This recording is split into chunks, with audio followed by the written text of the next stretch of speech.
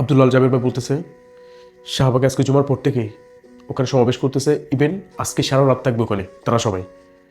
প্রচুর মানুষ জড়ো হচ্ছে, ইনকালাব মোর্চ নিয়ে যারা কাজ করতেছে এবং সাধারণ জনতা যারা আছে তারা সবাই কাজ করতেছে।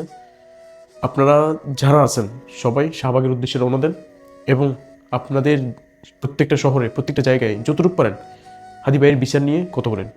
এখন এই যে বিএনপির ভারপ্রাপ্ত চেয়ারম্যান তারেক রহমান আসছে দেশে, এখন পুরো ট্রেন্ডিংয়ে চলতেছে, এখন ওকে নিয়ে সবাই কথা বলতেছে। অথচ হাদি ভাইয়ের বিচারের কথা বলবে বলে এই বিষয় নিয়ে কোনো আলোচনাই হচ্ছে না। তারেক রহমান এই বিষয় নিয়ে কথা বললো যে হাদিকে নিয়ে, কিন্তু একটাবারও বললো না যে হাদির বিচারটা কার্যকর করবে, বিচারের নিয়ে আগাবে সামনে। এ কথাটা উনিও বললো না, প্রধান উপদেষ্টা ডক্টর ইউনূসও বললো না।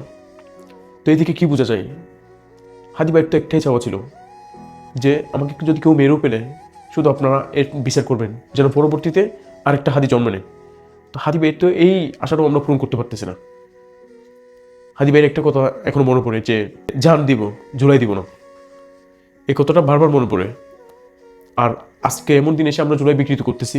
জুলাই যোদ্ধা সে নাকি 50 কোটি টাকা সাদাবাজি করতেছে, ওকে আজকে গ্রেফতার করা হয়েছে। এই বিষয়গুলো দেখে আমাদের অনেক খারাপ লাগে। সুতরাং আমরা সবাই দলবদ্ধভাবে কাজ করি যে হাদি ভাইয়ের বিচার যতদিন না এই বাংলার মাটিতে হচ্ছে ততদিন পর্যন্ত আমরা নির্বাচনকে বয়কট করব। এর আগে হাদি ভাইয়ের বিচার পুনরায় করতে হবে সবাইকে, তারপর নির্বাচন। আপনারা যে যতটুকু পারেন ফেসবুকে সবসময়, টিকটকে, সোশ্যালে ট্রেন্ডিংয়ে রাখবেন হাদি ভাইকে। প্রত্যেকটা দিন একটা হলো পোস্ট করেন, একটা হলো ভিডিও করেন, হাদি ভাইকে একটা নিয়ে হলো এক বাক্য, একটা লাইন হলে লিখবেন, যেন হাদি ভাইয়ের টপিকটা সবার সামনে থাকে।